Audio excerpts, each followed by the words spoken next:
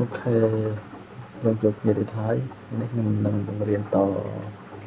về riêng và dân thì tên là Bootstrap for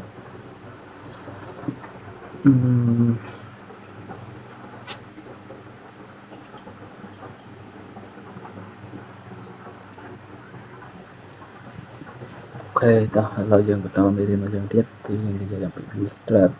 nè ở dân mới ta trả tên là Chemistry School một lần đó lạnh hôm nó về trong giờ dọc bây giờ xa lắm cái đại cái Bootstrap is the most popular HTML and JavaScript framework for developing responsive mobile first website. Bootstrap is completely free to download and use. Nên là đi tha Bootstrap nó cứ popular trên là HTML hay năng JavaScript framework សម្រាប់ឲ្យ develop ជាមួយនឹង responsive mobile first website ហើយវា free ឲ្យយើង download ហើយនឹង free ក្នុងការប្រើប្រាស់ហ្នឹងហើយហើយយើងចាប់ដើមទាំងអស់គ្នា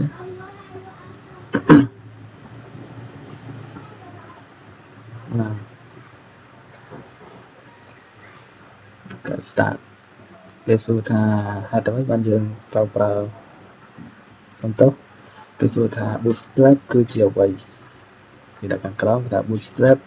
is the free front-end framework for faster and easy web development ថា Bootstrap នឹង free សម្រាប់front-end frameworks ហើយវាងាយក្នុងការធ្វើវាគឺលឿនសម្រាប់អ្នក development ប្រទី2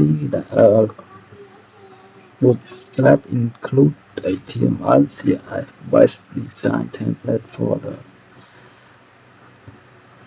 typography form button table navigation modal image carouselហើយនិង many other as well as optional JavaScript plugin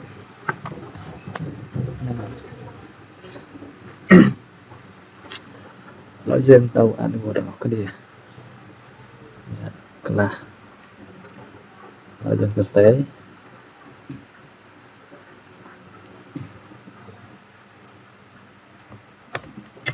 យកដល់ចាំពុតត្រង់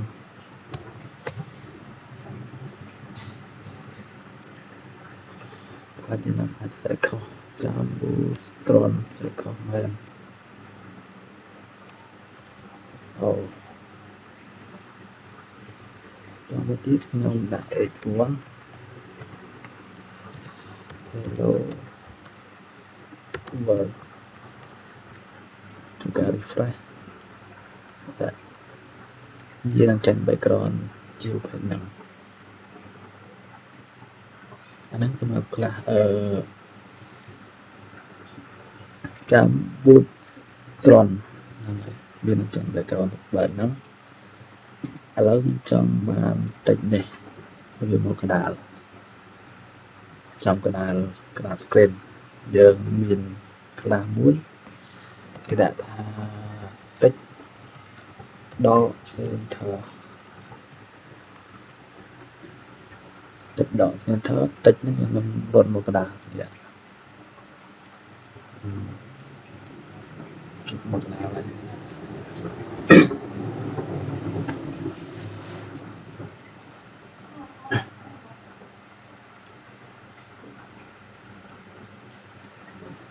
តមកទៀតនៅកន្លែងហ្នឹងគឺខ្ញុំចង់បានparagraph ក្រោមហ្នឹងទៅទៀតខ្ញុំដាក់ p ដាក់ទៅ copy text sample text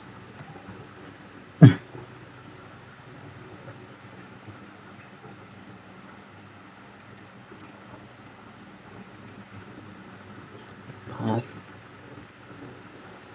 យើងធ្វើការ refresh ណា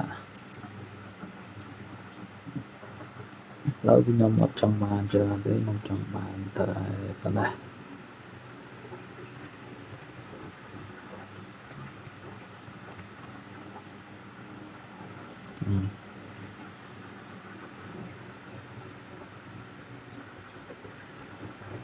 ហើយនៅកន្លែងហ្នឹងគឺខ្ញុំចង់បានប៊ូតុងដូចមកជានៅខាងក្រោមនេះដាក់មក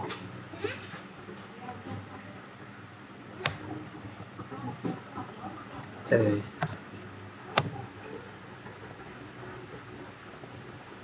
ដល់មកដាក់ reach it more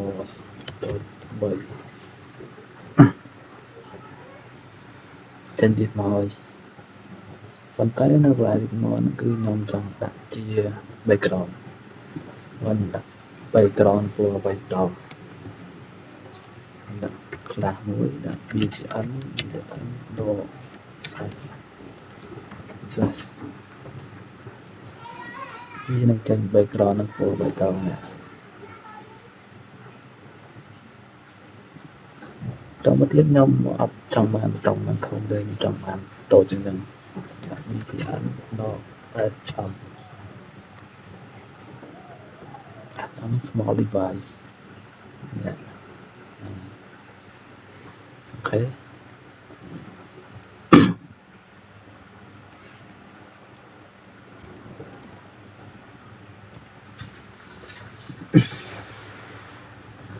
ហើយមេរៀនហ្នឹងគឺខ្ញុំចង់បរៀនហ្នឹងគឺដើម្បីយើងអាចបង្កើតsample website មួយដោយប្រើ Bootstrap ហើយខ្ញុំបើកជា sample សម្រាប់ឲ្យយើងធ្វើតាម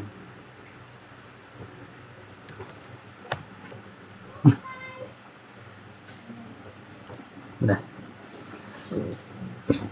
អានេះគឺ sample របស់ខ្ញុំគឺខ្ញុំបរៀនហ្នឹងគឺដើម្បីចេះធ្វើលក្ខណៈជា website សាមញ្ញមួយ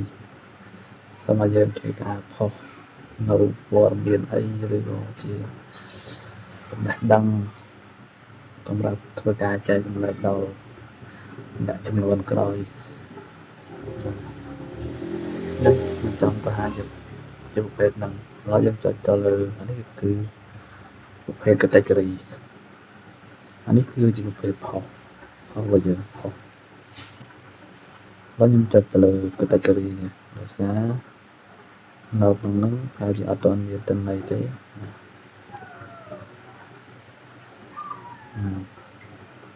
អានេះគឺផុស by category គឺយើងផុសតាមប្រភេទ category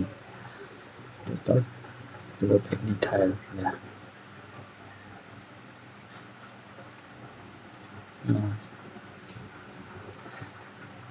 category វានឹង list category ទាំងអស់ library ដោយសារតំណែង web 1នេះគឺវាអត់ទាន់ចាញ់ទេអានេះគឺជា web start web dynamic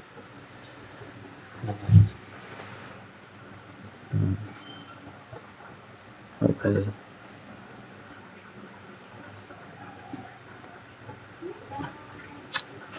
ហ្នឹងហើយដល់ពេល web នេះតើយើងចប់មេរៀនបានខ្ញុំបរៀនអ្នកនរគ្នាអំពី